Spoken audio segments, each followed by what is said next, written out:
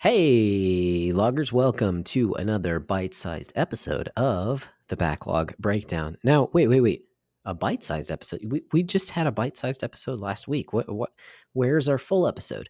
Well, unfortunately, we're switching it up a little bit this week, and it's because we have a very special guest. We will be calling someone really special through the interwebs, and we'll have a nice episode next time for that. But the timing just didn't work out to where we could do another full episode. But we are super excited for who it is that we will be talking to and that episode that we'll be releasing next week if you're listening to this when it comes out. So anyways, bite-sized, here we are. Salty Tears. I know that's a weird title, but it's because I'm gonna do a tier list just for fun. I was watching just some YouTube this past week, and it gave me the idea of sharing my opinion, making a little tier list of some classic video games. So I totally just stole this idea from a YouTuber. So props to him. He goes by Zygor on YouTube. He makes some pretty good review videos. And anyways, what we're going to be looking at today are the classic Final Fantasy games, at least the ones that I've played. So we're going to be looking at Final Fantasy 1 through 10. Not going to be looking at any side games, spin-offs, sequels, anything like that. Just 1 through 10. And I've actually played all these games. I haven't finished them all, and we'll talk about that later. But I have actually played all of these, and I've played none of the numbered titles after these. So it just so happens, in my mind, these are the classics, right? Because then 11 gets off into MMO and just, it loses me there. I guess you could say 12 is kind of a classic as well. Who knows what you'd call 13? Doesn't matter. We're talking about 1 through 10 today here. So I'm going to pull up my little tier list, so we can take a look at where I've placed these and why I've placed them where I have. Now, to start with, if you've never seen a tier list, I'm basically just going to give these some letter grades. The letter grades here are going to go from S tier, that's the absolute best of the Final Fantasies, S, and then you've got A, B, C, and D tier, which is just, don't play this game. So, starting off at the beginning, right? That's where we usually start, is the beginning. We'll start with Final Fantasy 1. And this is, in my mind, this is a classic. I love this game. This was where I started with the Final Fantasy series. That's right, on the original Nintendo Entertainment System.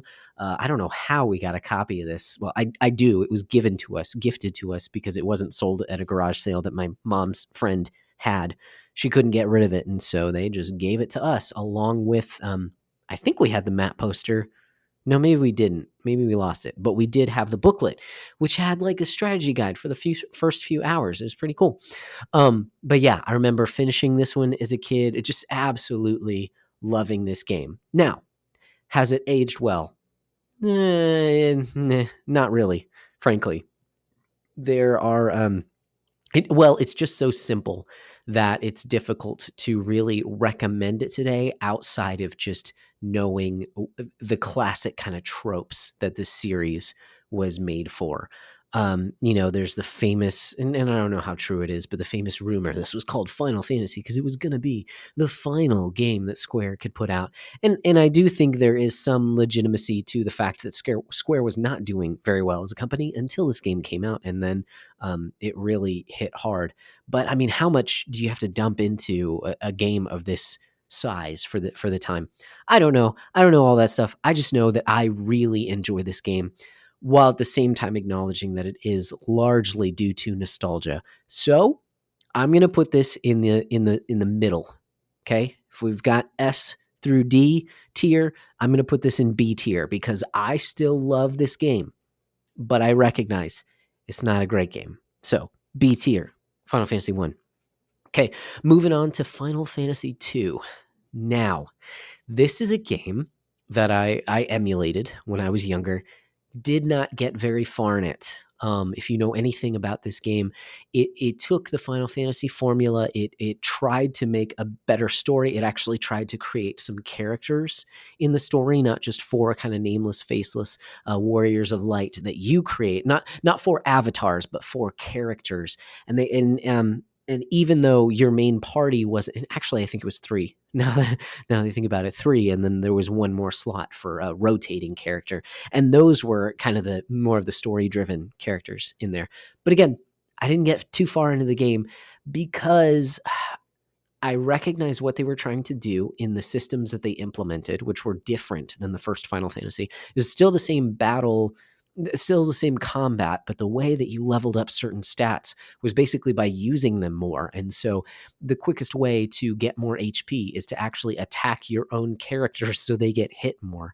And so I respect what this game was trying to do, especially so early on in the series. If you have a hit in Final Fantasy 1 and then you take a left turn like this, I really respect it for what it was trying to do. However, I don't actually enjoy it. And so um, frankly, I probably would have put this in the D tier at the absolute bottom because I don't really like this game, except that I do respect it. I do think it is admirable that they tried something new right out of the gate and just went for it. So I don't think this is a terrible game, but I also don't think it's a good game. So I'm going to put it in the C tier, so kind of lower, towards the lower end of the barrel here.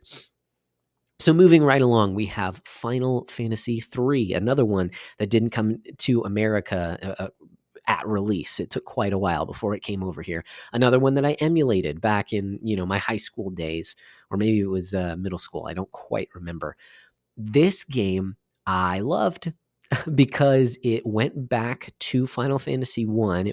It took what 2 tried to do and was kind of like, yeah, no, we're going to stick with Final Fantasy 1, but it added the job system. Okay? And you can say, hey, the story wasn't that great. The characters were still just avatars. Okay, but they were so much more customizable because of this job system that was added in here. And I love this game. I haven't played it since then. I've tried playing the remake. I own it on DS, but I never finished that one.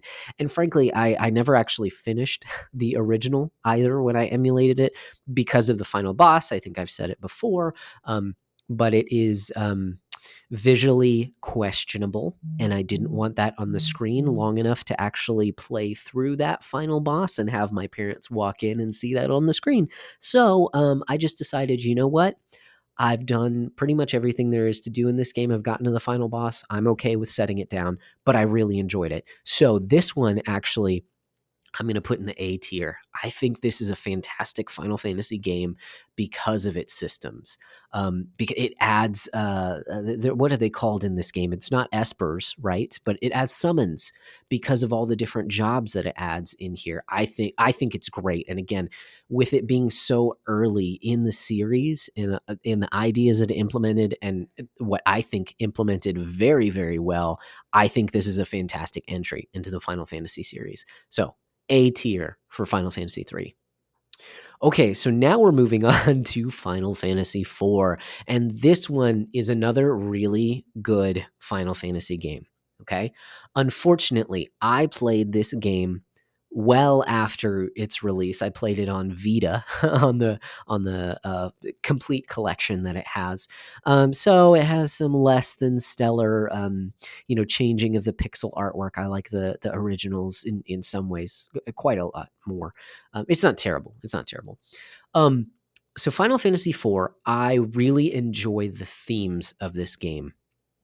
They really tried to focus on the story for this game as well, which unfortunately I think buckles under its weight because of some of the repeated tropes that it uses of characters sacrificing themselves, which in and of themselves would have been great, except that halfway through the game, 3 characters have already done it and 2 have already come back to life. Something along those lines. And because they repeated it, it really lost its luster for me playing it. If I played it at release, perhaps I would have, it would have hit harder, but it really didn't. It felt like it was kind of rehashing itself multiple times throughout the game. And then the end of the story kind of became a convoluted mess to me of some of the stuff that you do. And I'll just spoil it because this game is old anyway, Final Fantasy IV or Final Fantasy II and its Super Nintendo release, of going to the moon and finding the Moonanites. I don't remember what they were called, and the mind control with this. The bad guy was in the moon the whole time, and yeah, I really like what this game is trying to do. I really like the themes of redemption that you have with Cecil.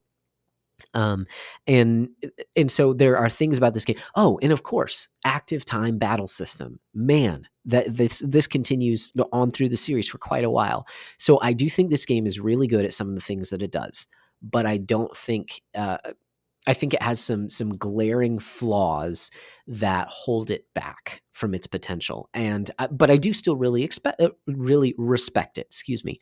But I love Final Fantasy 3 also. So coming off of 3, going into 4, trying to take that mindset. I do think this is a really good game, and so I'm going to place it alongside 3 in the A tier. But it's just not, it didn't capture me the same way that 3 did. It's not one of my, it's definitely on the higher end of the series, but it's not my favorite. Okay, so moving on to Final Fantasy 5. This is another one. This one feels like a sequel to 3 to me, except for Super Nintendo. So better graphics, but you have its focus is on the job system. The main character's name is Butts too, so that's fun. Well, depending on your translation, Barts or Butts or I don't remember, but Butts is kind of funny. You have a character named Butts. It's funny. And he sits on a chocobo, and you have your little chocobo with you. But I don't remember the story, but the things that stick out to me about Final Fantasy V, and I didn't finish this one either, are the job system and all the freaking jobs that are in it. Fantastic. I love it. And the music. The battle on the big bridge, I believe, is from Final Fantasy V, and oh, so good. So I do really like this game. Like I said, didn't finish it though for one reason or another. I should probably go back to it and finish it. I believe I played it on emulation, but then later we had it in a Final Fantasy compilation on PlayStation. But those are really hard to play because of the lag, or not the lag, but the loading times and stuff like that. That's really annoying. Anyways, I should go back and play it because I really enjoyed it. But I don't really remember much about it outside of its systems and its music. So I'm going to put this in the middle. I'm going to put it in the B tier alongside Final Fantasy 1, because while I do enjoy it, I also, there's nothing like that really stands out. It's just like, oh yeah, that was a good game. It was a good game. I should probably go back to it. Okay. Now the one, we've talked about this before, right? If you've listened to this podcast at all, you know that I adore Final Fantasy VI for so many different reasons. Okay, I'll just go right to it. S tier.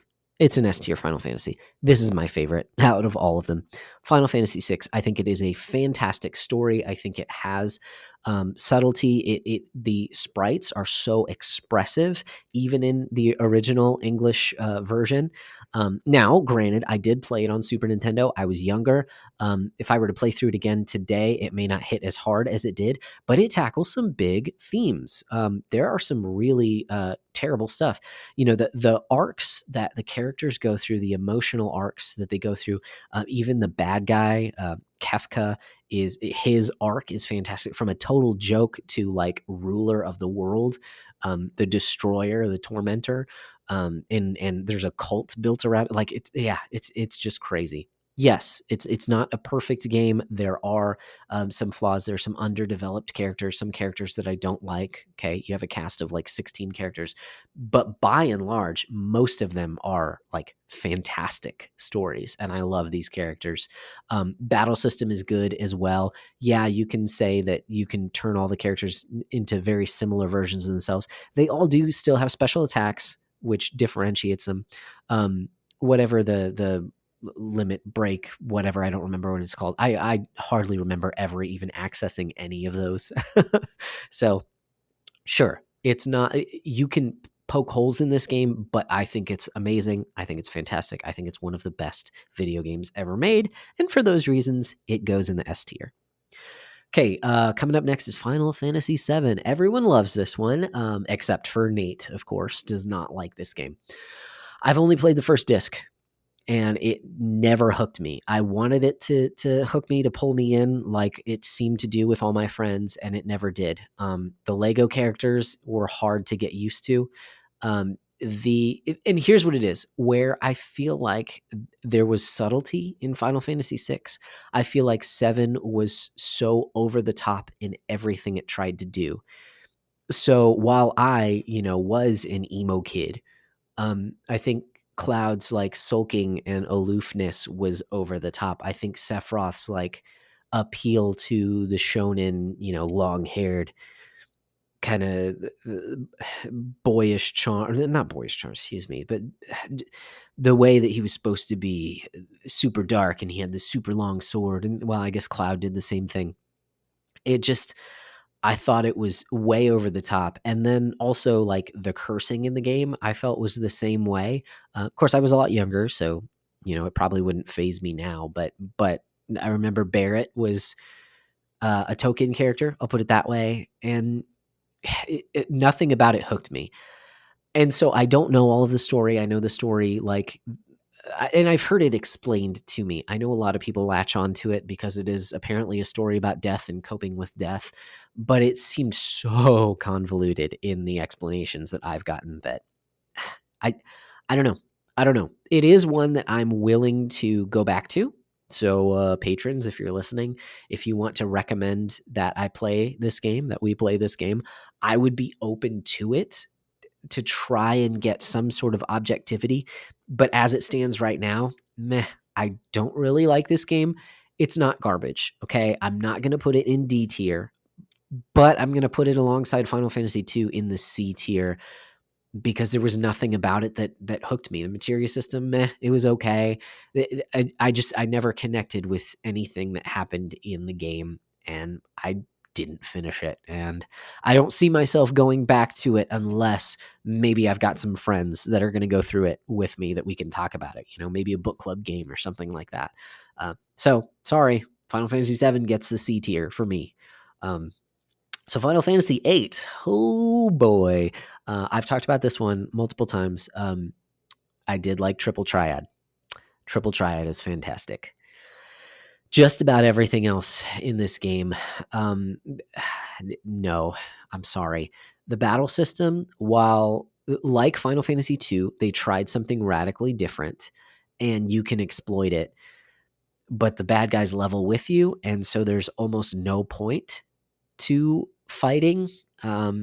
Well, to gaining levels, excuse me. The point to fighting is to drawing stuff. And then it just becomes, if you want to min max, if you want to play the optimum way, then this game gets really boring and easy. And you sit there and draw instead of fight. And it just, sorry. Yeah, it was a swing and a big miss. So while I can respect that it was trying something different with the battle system, I think it was a big failure.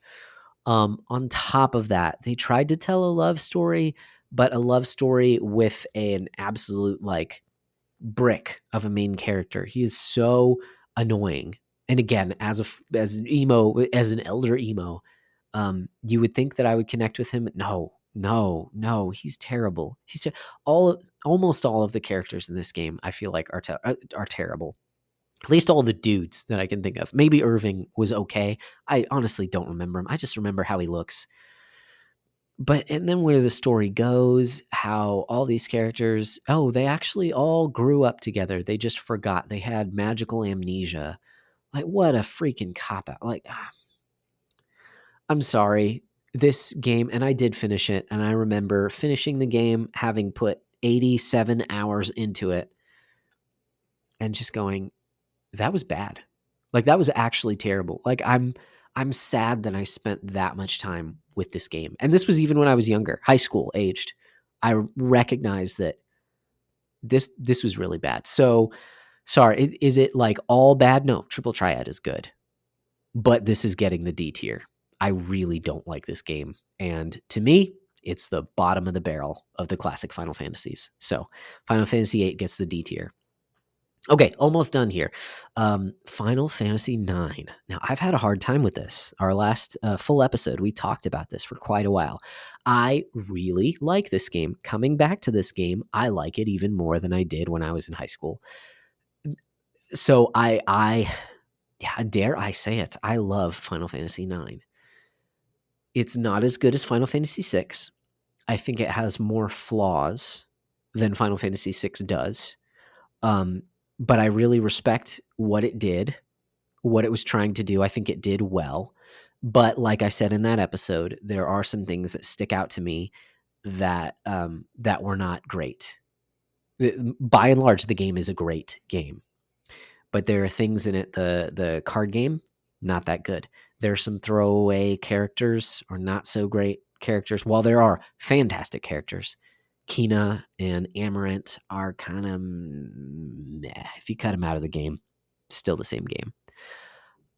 So because of those things, sorry, I don't want to put it in S tier. And if there was some place between S and A that I could put it in, then I would. But right now, this gets the absolute top. It's bumping up at the top of the A tier. If it could cross over into S, if there was a way. But right now, this one's getting A tier along with Final Fantasy 3 and 4 in my mind. So then lastly, Final Fantasy X. Unfortunately, here we end with a bit of a whimper instead of riding off into the sunset. For me, there are things to like about this game. I enjoyed it. I had fun with the game. And frankly, I did not play the game the way that it intended you to play it. There were lots of side stories that I did not continue. And I found this out after the fact, that if you want to know about the characters in your party, then you can go off and do their side quests, and then it'll tell you more about them. I didn't do that. And so I felt like they were this band of characters that, while they did face questions and they faced things together, they were never really answered, and I never really got to know them. And I just didn't really care that much.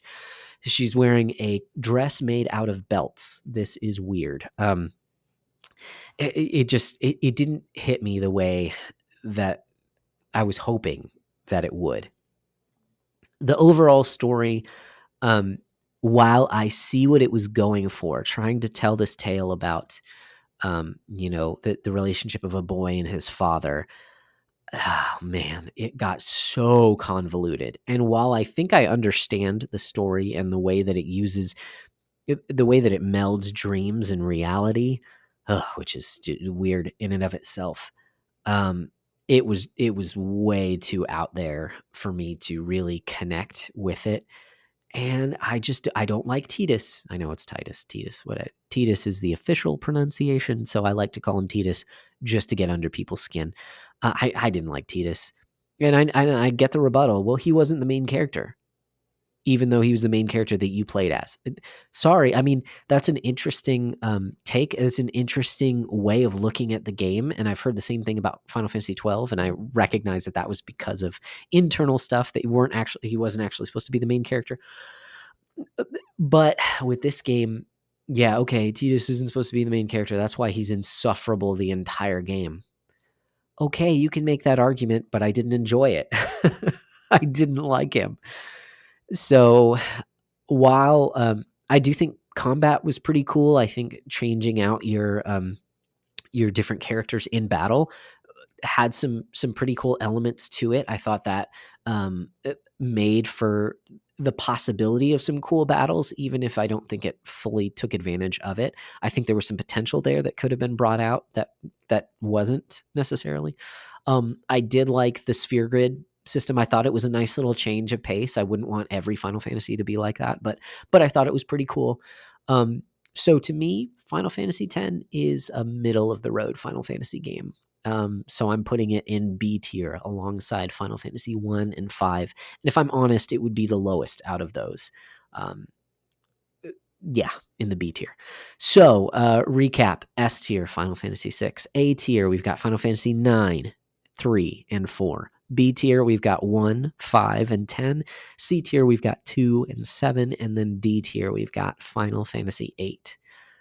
As I look at this list, and as I think about Final Fantasy, Final Fantasy is supposed to be one of those series where it's really synonymous with video games, right? It's one of the top tier, for lack of a better word, video game series that there are. I'm looking at this and I'm seeing, for me personally, yes, the list does slightly win over on the high end. We're looking towards the top half There are more games in the top half than the bottom half. But honestly, it's not by much, which is kind of funny. It's kind of surprising because I thought I liked Final Fantasy. But it is better. It is more good than bad. I'll put it that way. And this is just for classic Final Fantasies, but there you are. You know, we've been talking about Final Fantasy IX. We've been talking about Square and Square Enix as a company, and I wanted to take a look just at some of its classic games and reminisce a little bit. So this has been my thoughts, my totally subjective thoughts on the original Final Fantasy, the first 10 games. If you have other thoughts, feel free to reach out. If you want to challenge me on any of these, talk about it a little bit more. Hey, I'm open to it. But this is where I stand on these games. Hopefully, you've enjoyed me rambling about them. And until next time, loggers, keep beating down your backlogs and we'll keep breaking down the benefits.